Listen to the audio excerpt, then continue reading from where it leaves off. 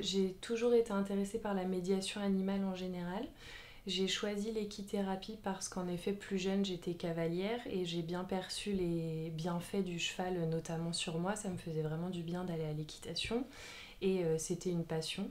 Donc oui, j'ai choisi l'équithérapie notamment pour cet aspect-là et pour ce que peut apporter le cheval. Pour être équithérapeute diplômé, il faut nécessairement un diplôme dans le milieu médico-social.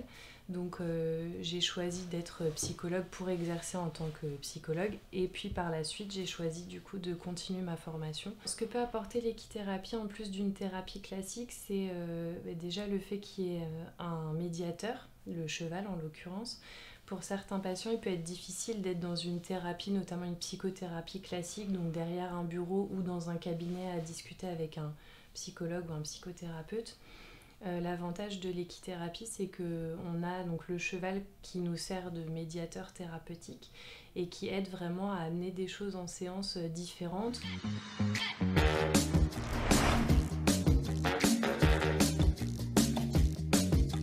En médiation équine, le cheval, en fait, c'est notre partenaire de travail. C'est pas un outil qu'on va utiliser, mais c'est vraiment un être vivant sur lequel on va s'appuyer et qu'on va chercher à rendre le plus participatif possible dans la séance. Et c'est en le positionnant de cette manière-là qu'on va pouvoir créer de la communication et de la relation entre essentiellement la personne accompagnée et le cheval.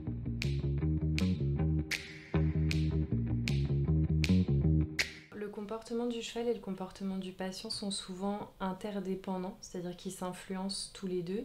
Il y a aussi le thérapeute qui rentre en compte évidemment. Là par exemple pour la séance que vous avez vue avec Tony, en début de séance, donc Tony était assez agité, moi j'étais un petit peu sous tension parce qu'on a commencé la séance un petit peu en retard, que vous étiez présent et l'air de rien ça perturbe un petit peu. Et du coup Dancing s'est montré aussi un peu agité. Déjà arrivé qu'en séance, un poney qui normalement était très dynamique se montre très mou. Et en fait c'était en corrélation avec le patient qui pendant cette période-là n'allait pas bien et qui du coup allait très peu vers le poney et en fait le poney s'est détaché et prenait ses distances et était assez éteint. Et quand le petit garçon allait mieux quelques semaines après, le poney s'est de nouveau réveillé et était plus présent pendant les séances. Donc il y a vraiment un lien intéressant à observer et le fait d'observer le poney peut vraiment nous donner des indications sur l'état du patient. Et on peut avoir plein de disciplines différentes. On va avoir par exemple des massages pour les chevaux, l'ostéopathe, le massage Reiki ou le soin Reiki qui est un soin énergétique, le shiatsu équin qui est un travail sur les méridiens.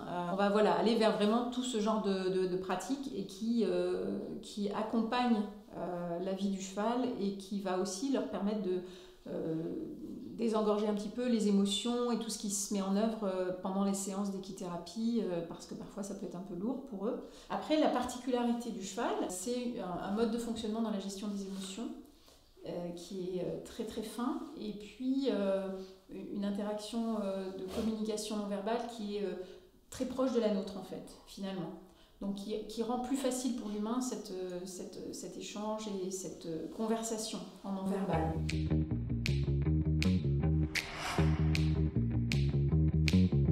L'équithérapie peut convenir à des personnes qui présentent différents handicaps, en particulier des personnes avec handicap mental et psychique. Il y a beaucoup de personnes avec autisme notamment qui bénéficient de l'équithérapie. Ce qu'on demande par contre au préalable des séances, c'est un certificat médical de non-contre-indication pour être sûr que le patient, malgré son handicap, peut bénéficier des séances en toute sécurité. Le travail se fait à travers des exercices qu'on va préparer, par exemple pour les enfants qui ont des troubles envahissants du développement. C'est intéressant de travailler l'attention, que c'est des enfants qui perdent vite l'attention. Ça va être des petits parcours, ça va être la recherche des lettres et des images qu'il y a dans le manège par exemple. Et les personnes qui ont des problèmes pour se repérer dans l'espace, pour s'orienter, on peut travailler aussi avec des petits exercices en matérialisant avec des plots, avec des cerceaux, avec tous les objets qu'on peut trouver, qu'on peut amener dans le manège. Et après, nous, on s'est dirigé justement vers l'équithérapie parce qu'on sait que Aya a une attirance pour les animaux déjà de base, d'autant plus les chevaux. Donc on a cherché quelque chose qui s'approchait. Au début on voulait faire de l'équitation, mais c'était pas encore, on va dire, c'était pas adapté pour Aya, quoi. Quand on a commencé ces séances, et ben, on a vu beaucoup de progrès. Aujourd'hui à la maison, on peut la solliciter pour pas mal de choses, parce que même si elle a très peu de langage, même on va dire quasi pas du tout de langage, dans la compréhension, il y a eu une grosse évolution depuis qu'on a mis en place ces séances.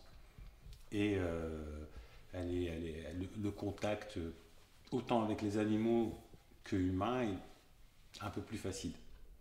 En psychomotricité et parce que aussi je suis éducatrice, j'ai dans mon parcours eu la chance de côtoyer des personnes qui m'ont parlé de la psychomote avec le cheval et de l'équithérapie et donc on a pensé que ça pourrait être un média vraiment intéressant pour Maëlle qui a une sensibilité forte à l'autre, qu'il soit être humain ou animal. Je trouve qu'il y a des effets immédiats tout de suite après la prise en charge. Maël, il est content déjà.